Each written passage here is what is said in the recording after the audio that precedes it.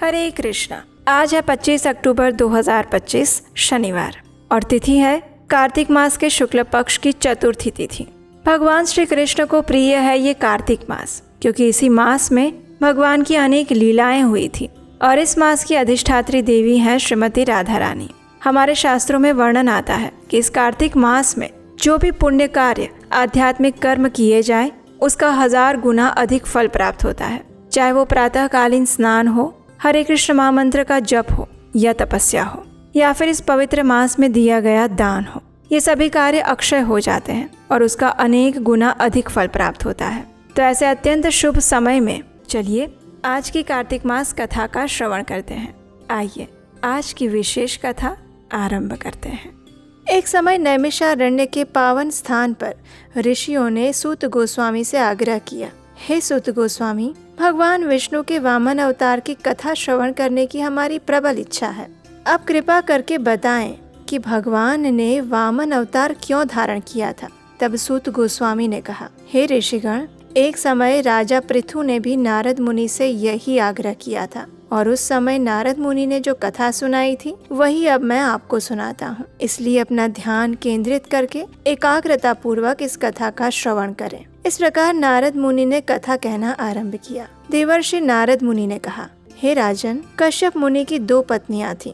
एक का नाम दीति था और दूसरी का नाम अदिति। अदिति देवताओं की माता थी, जबकि दीति दैत्यों की माता थी। अब दैत्यों और देवताओं में शुरू से ही विरोध रहा था।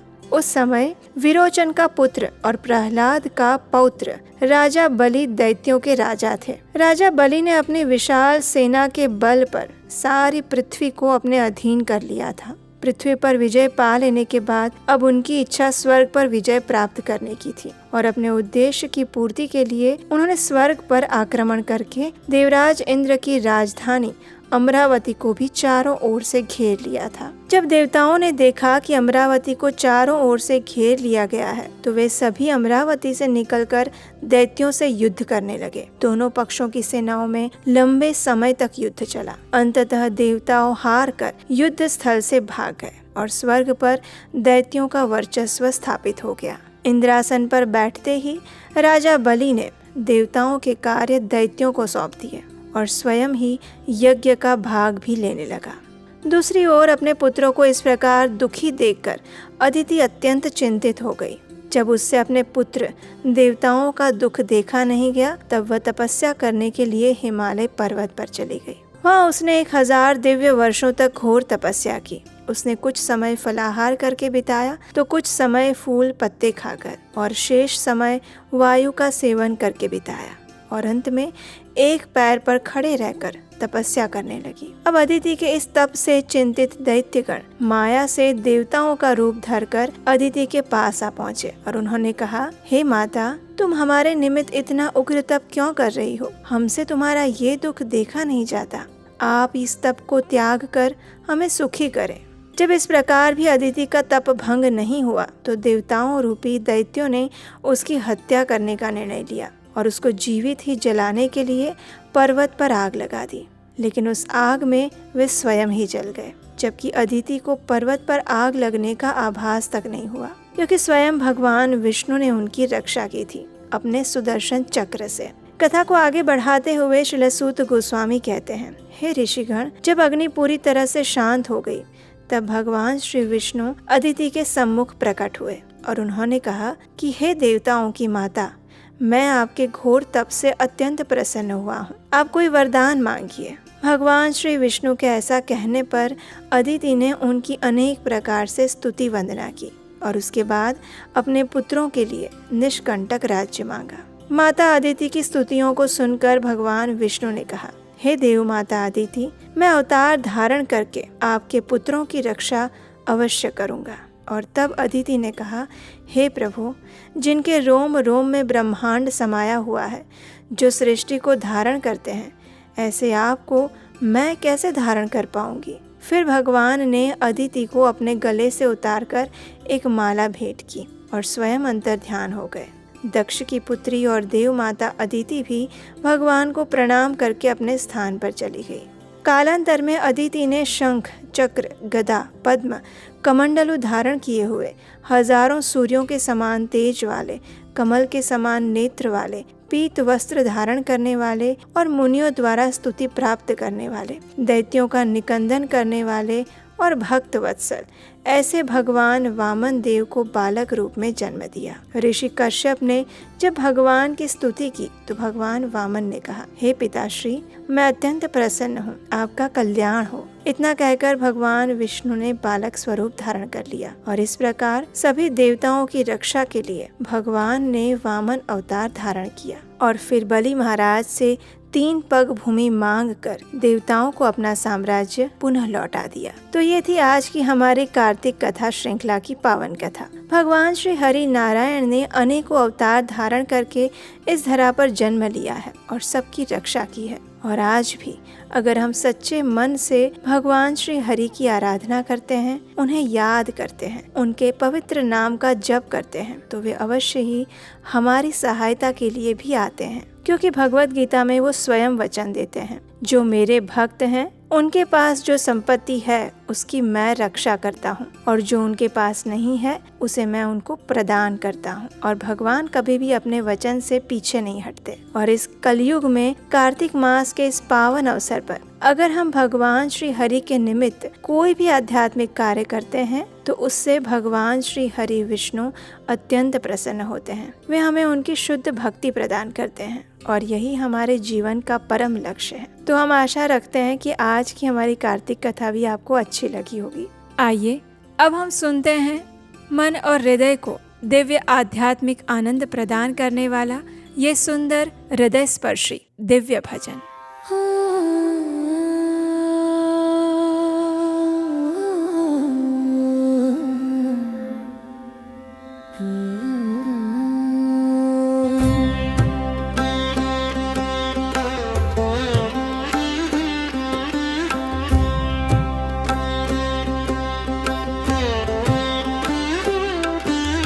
जगद्धात्री नमस्तुभ्यं विष्णोश्च प्रियवल्लभे यतो ब्रह्मादयो देवा सृष्टिस्थित्यन्तकारिणा नमस्तुल्सी कल्याणी नमो विष्णुप्रिये शुभे नमो मोक्षप्रदे देवी नमः सम्पत्प्रदायिके तुलसी पातु मां नित्यं सर्वापद्भ्योऽपि सर्वदा कीर्तितापि स्मृता वापि पवित्रयति मानवम् नमामि शिरसा देवी तुलसी विलसत्तनुं यां दृष्ट्वा पापिनो मर्त्यामुच्यन्ते सर्वकिल्बिषाः।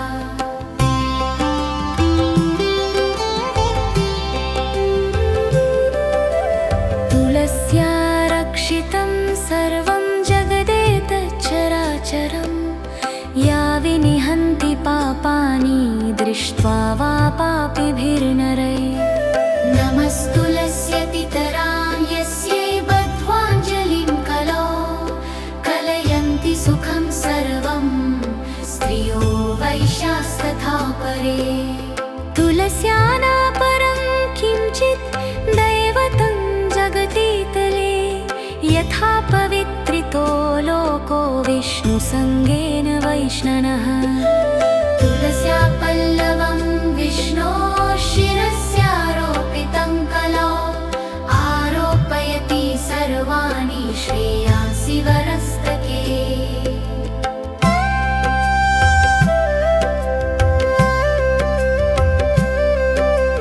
तुलस्यां सकला देवा सततं यतः अतस्तामर्चयल्लोके सर्वान् देवान् समर्चयन् नमस्तुलसी सर्वज्ञे पुरुषोत्तमवल्लभे पाहि मां सर्वपापेभ्यः सर्वसम्पत्प्रदायिके इति स्तोत्रं पुरा गीतं पुण्डरीकेन धीमता विष्णुमर्चयता नित्यं शोभनैस्तुलसीदलैः तुलसी श्रीर्महालक्ष्मीर्विद्या विद्या यशस्विनी धर्म्या धर्माननाद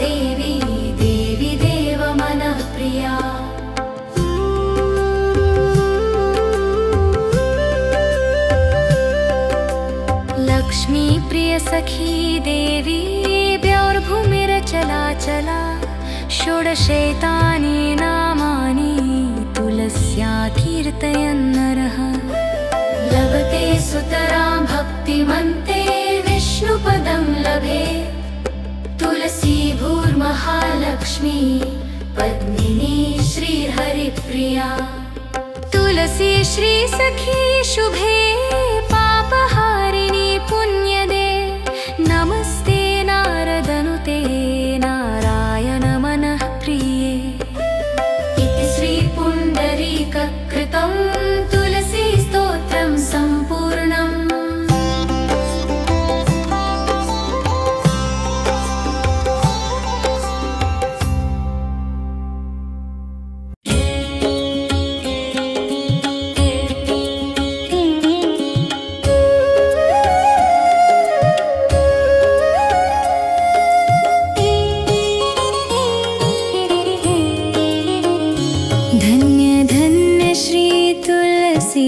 माता महिमागम सदा श्रुति गाता हरि के प्राण हो से तुम प्यारी हरि ही हेतु कीन हो तप भारी जब प्रसन्न है दर्शन दीन हो तब कर जोरी विनय उस किन्ह्यो हे भगवंत कंत मम हो दीन जानी जनी छाड़ा हूँ छो सुनी लक्ष्मी तुलसी की बानी दी हूँ श्राप कध पर आनी उस योग्य वर मांगन हारी हो विटप तुम जड़ तनुधारी श्रुत्यो तहि धामा करहु वास तुहु नीचन धामा दियो वचन हरि तब तत्काला सुनहु सुमुखी जनि होहु बिहाला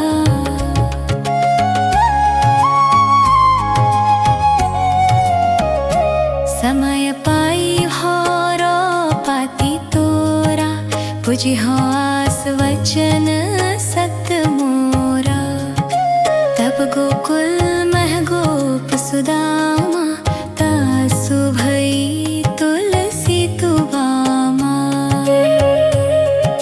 कृष्ण रास लीला के माही राधे शक्यो प्रेम लखी नाही दियो श्राप तुलसी तत्काला नर लोक ही तुम जन्महु बाला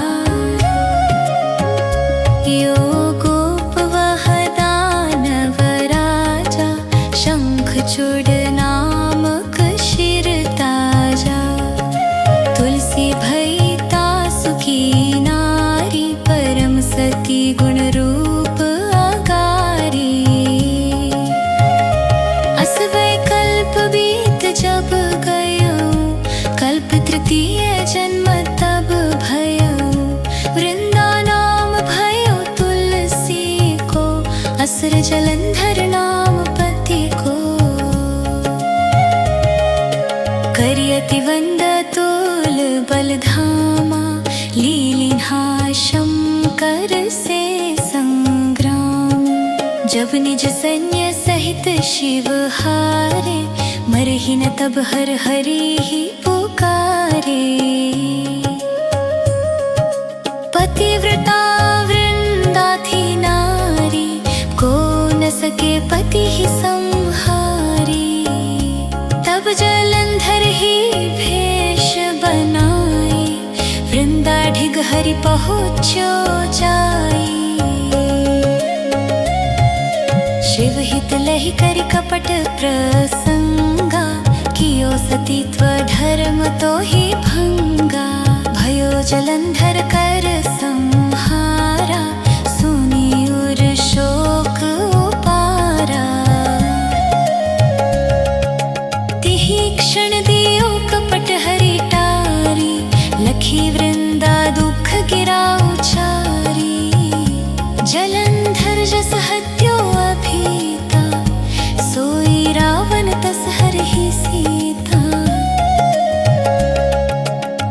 प्रस्तर समहृदय तुम्हारा, धर्म खंडी मम पति ही संहारा।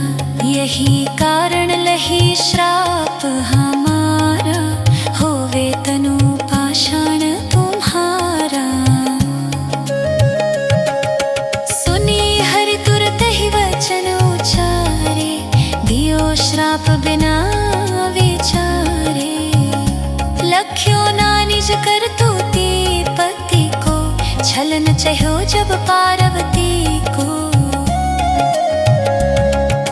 जड़मति तुहुअस हो जड़ रूपा, जग मह तुलसी विटप अनूपा। धक्व रूप हम शाले ग्रामा, नदी गंड की बीच ललामा। जो तुलसी दल हम ही चढ़ी है, सब सुख भोगी परम पद पई है। बिनु तुलसी हरि जलत शरीरा, अतिशय उठत शीश और पीरा। जो तुलसी दल हरि शिर धारत, सो सहस्र घट अमृत डारत। तुलसी हरि मन रंजनी हारी, रोग दोष दुख भंजनी हारी। प्रेम सहित हरि भजन निरंतर, तुलसी राधा में नाही अंतर। व्यंजन हो 56 प्रकारा, बिनु तुलसी दल ना हरि ही प्यारा। सकल तीर्थ तुलसी तरु छाही, लहत मुक्ति जन संशय नाही। कवि सुंदर एक हरि गुण गात, तुलसी ही निकट सहस गुण पात। बसत निकट दुर्वासा धामा, जो प्रयास ते पूर्व ललामा। पाठ कर ही जो नित नर नारी, हो ही सुख भाष ही त्रिपुरारी।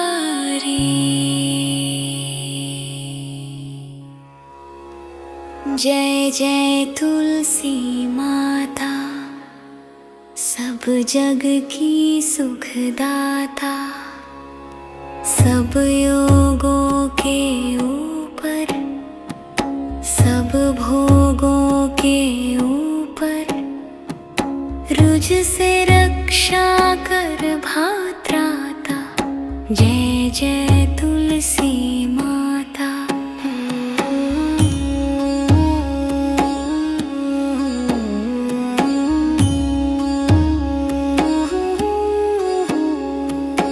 बहुपुत्री है श्यामा, सुरवल्ली है ग्राम्या।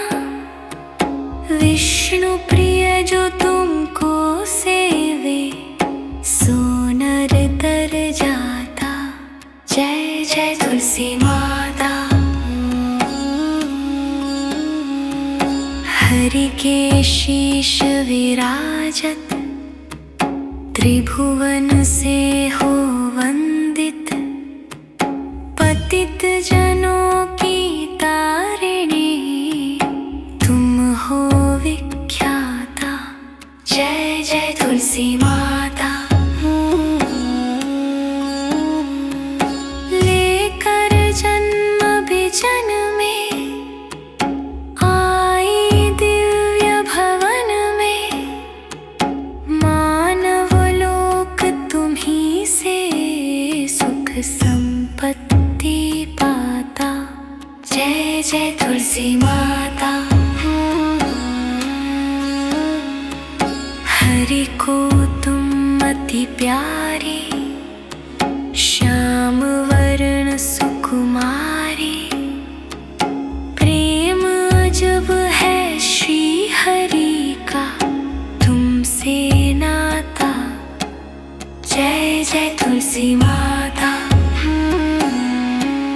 जय जय तुलसी तुलसी माता सबकी सुखदाता वरमाता।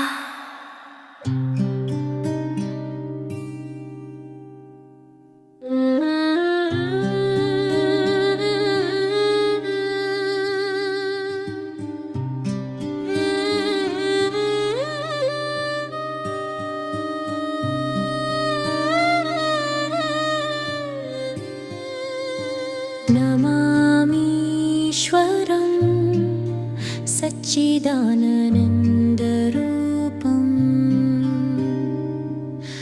लस्तत्कुण्डलं गोकुले भ्राजमानं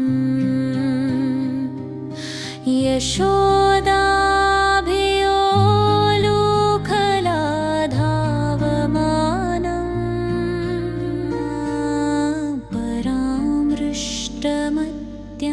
ततो धृत्य गोप्या